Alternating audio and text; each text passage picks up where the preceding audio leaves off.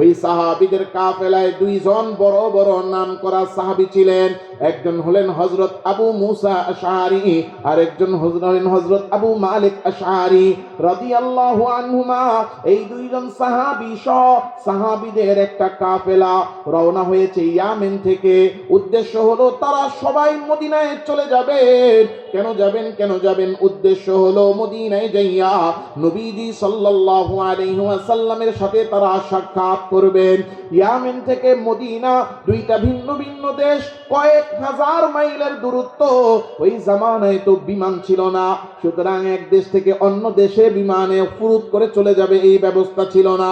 ওই জামানায় মোটর গাড়িও ছিল না যে গাড়িতে চইরা 150 স্পিডে টাইনা তাড়াতাড়ি চলে যাবে, এই ব্যবস্থাও ছিল না। আরে গাড়ি থাকবে তো দূরের কথা, ওই জামানায় তো রাস্তাও ছিল না, সব ছিল শুধু মরুভূমি আর মরুভূমি। মরুভূমি পাড়ি দিয়া এক দেশ থেকে অন্য দেশে যাওয়া লাগতো। মরুভূমিতে যাইতো কেমনে? পায়ে হাইটা, ঘোড়ায় চইরা, গাধার পিঠে চইরা, উটের পিঠে চইরা সাহাবীদের এই কাফেলা ইয়ামেন থেকে রওনা হয়েছে মদিনায় যাবে। যার ঘোড়া আছে সে ঘোড়ার উপরে, যার উট আছে সে উটের উপরে, যার গাধা আছে গাধার উপরে। কেউ হয়তো বা খালি হাতে রওনা, খালি পায়ে রওনা হয়ে গেছে। কিন্তু সাথের মধ্যে মরুভূমিতে যে পথ যায় চলবে প্রায় মাস খানেকের লম্বা সফর, মরুভূমির মধ্যে খাবারও পাওয়া যায় না, পানিও পাওয়া যায় না। এই জন্য সাথে খাবারও নিয়ে নিছে, পানিও নিয়ে নিছে। সফর করে, কিছু দূর যায় খাবার খায়, কিছু দূর যায় সাথে আনা পানি পান করে। এইভাবে চলতে চলতে চলতে চলতে পুরো রাস্তা অতিক্রম কইরা একেবারে মদিনার গেটের সামনে যাইয়া হাজির। গেটের সামনে যাইয়া যখন মদিনার ভিতরে ঢুকতে যাবে, কাফেলার আমির সাহেব ডাক দিয়া বলে, ও কাফেলার সাথীরা, ভিতরে ঢুইকো না, মদিনায় এখন ঢুইকো না। বলে কেন ঢুকবো না? বলে আগে সবাই একটু বিশ্রাম করো। দেখো লম্বা সফর করে আসছি মরুভূমি পাড়ি দিয়া, সবাই ক্লান্ত, সবার শরীরগুলো একেবারে মলিন হয়ে আছে, চেহারা গুলা ক্লান্ত আর মলিন। এই অবস্থায়, এমন অপ্রস্তুত আর ময়লা অবস্থায় নবীজির সামনে দাঁড়াবা, এইটা সুন্দর দেখায় না। তাহলে কি করব? কয় তাবু গাড়ো, সবাই বিশ্রাম করো, খাওয়া দাওয়া করো, জামা কাপড় পাল্টায়া সুন্দর মতো পরিপাটি হইয়া এরপরে নবীজি সাল্লাল্লাহু আলাইহি ওয়াসাল্লামের দরবারে নবীজির সাথে সাক্ষাৎ করতে যাব।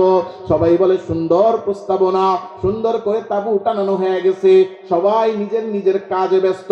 কেউ খাবার খায়, কেউ বিশ্রাম করে, কেউ গিয়া নিজের কাপড় চোপড় গুছায়, কেউ গিয়া নিজের জামা কাপড় পরিবর্তন করে। কিন্তু কাফেলার সবার খাবার তো এক জায়গায়। আমির সাহেব দুই চারজন যারা খিদমতের সাথী ডাক দিয়া বলে, ও খিদমতের সাথীরা এদিকে আসো, যাও গিয়া সবার জন্য খাবারের ব্যবস্থা করো। সবাই তো ক্ষুধার্ত, সবাই কি লম্বা সফর করে আসছে, খাবারগুলো তো এক জায়গায়, সেখান থেকে আইনা সবার জন্য দস্তর বিছায়া খানা দেয়। যাদেরকে খাবারের জন্য পাঠাইছে, খাবার আনতে গেছে যেই জায়গায় খাবার, ওই পোটলাটা খুইলা দেখে ভিতরে এক লোকমা খাবারও নাই। আয় হায়, রাস্তা দিয়ে আসার সময় খাইতে খাইতে খাইতে খাইতে রাস্তার মধ্যেই সব খাবার শেষ করে ফেলেছে। এখন যে খাবার দিবে, দেওয়ার মতো খাবার নাই। দৌড়ে আসছে আমির সাহেবের কাছে, ও আমির সাহেব, যেই খাবার নিয়ে ইয়ামেন থেকে মদিনার উদ্দেশ্যে রওনা করেছিলাম, খাইতে খাইতে রাস্তার মধ্যে সব খাবার শেষ হয়ে গেছে। এখন যে সবাইরে খাবার দিব, খাবার দেওয়ার মতো অবস্থা নাই, খাবার নাই। আমির সাহেবের মাথা গরম হয়ে গেছে, কি বলে খাবার নাই? আয় হায়, খাবার নাই, খাবার কোথায় পাই? কারণ ওই জামানাটা তো এমন জামানা ছিল যেই জামানায় কোনো হোটেল পাওয়া যাইত না, সব সময় বাজারও থাকতো না, সব সময় খাদ্য কিনতে চাইলেও খাবার কিনতে পাওয়া যাইত না। খাবার কোথায় পাবো? এই দুর্দেশে আসছি, মরুভূমির মধ্যে কোথা থেকে খাবার খাওয়াবো, কোথা থেকে খাবারের ব্যবস্থা করব? আমির সাহেব চিন্তা করলো, সবার সাথে পরামর্শ করি। সবাই ডাক দিয়া বসাইছে, ও আমার সাথীরা, যেই খাবার নিয়ে ইয়ামেন থেকে আমরা রওনা হয়েছিলাম, আস্তে আস্তে রাস্তায় সব খাবার শেষ হয়ে গেছে, এখন যে তোমাদেরকে খাবার দিব, খাবার তো নাই, কোনো দোকানও নাই, হোটেলও নাই, বাজারও নাই, খাবার কোথায় পায়, কোন জায়গা থেকে তোমাদেরকে খাওয়ায়? কারো মাথায় বুদ্ধি থাকলে একটু বুদ্ধি দাও। একজন সাহাবী দাঁড়ায় গেছে, দাঁড়ায় বলতে লাগলো, আমির সাহেব, খাবার নাই, এত চিন্তার কি আছে? কারো বাড়িতে যদি মেহমান যায়, খাবারের চিন্তা তো মেহমান করতে হয় না, যেই বাড়িতে মেহমান আসে, মেহমানের খাবারের চিন্তা সেই বাড়িওয়ালার মাথায় থাকে। কথা কন ঠিক না ঠিক? আপনাদের বাড়িতে মেহমান আসলে মেহমান কি খাবার নিয়ে আসে না আপনারা ব্যবস্থা করেন? মেহমান কখনো খাবারের ব্যবস্থা করে না, মেহমানের খাবারের ব্যবস্থা দায়িত্ব এটা বাড়িওয়ালার উপরে। কার উপরে? বলে তোমার কথাটা পরিপূর্ণ বুঝলাম না। ইয়ামেন থেকে হাজার হাজার মাইল পাড়ি দিয়ে আসলাম মদিনায় নবীজির সাথে সাক্ষাৎ করতে। মদিনা হলো আমাদের নবীজির বাড়ি, নবীজি হলেন বাড়িওয়ালা আর আমরা হলাম মেহমান। যেহেতু আমরা মেহমান, তাইলে আমাদের খাবারের ব্যবস্থা করা বাড়িওয়ালার দায়িত্ব, নবীজির দায়িত্ব। আমরা কেন এত টেনশন করি? আমাদের খাবার তো নবীজি ব্যবস্থা করবেন, কারণ মেহমানদারি করা তো নবীজির সুন্নাত।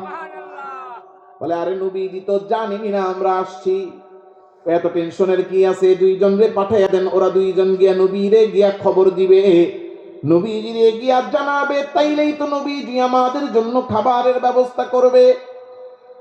আমির সাহেব বলল, ভালো বুদ্ধি, সবাই কি বলো? সবাই বলে আমির সাহেব ঠিক আছে, ঠিক আছে, দুইজন রে পাঠাইয়া দেন। দুইজন রে দাঁড় করানো হইল, তুমি দাঁড়াও, তুমি দাঁড়াও, তোমরা দুইজন যাও, আল্লাহর রসুলের দরবারে গিয়া হাজির হও, নবীজির কাছে আমাদের আগমনের সংবাদ দাও, আর খাবার প্রয়োজন এই কথাটাও নবীজিকে গিয়া তোমরা দুইজন জানাও। সাহাবী দুইজন দায়িত্ব পাইয়া মদিনার ভিতরে প্রবেশ কইরা অলিতে গলি অতিক্রম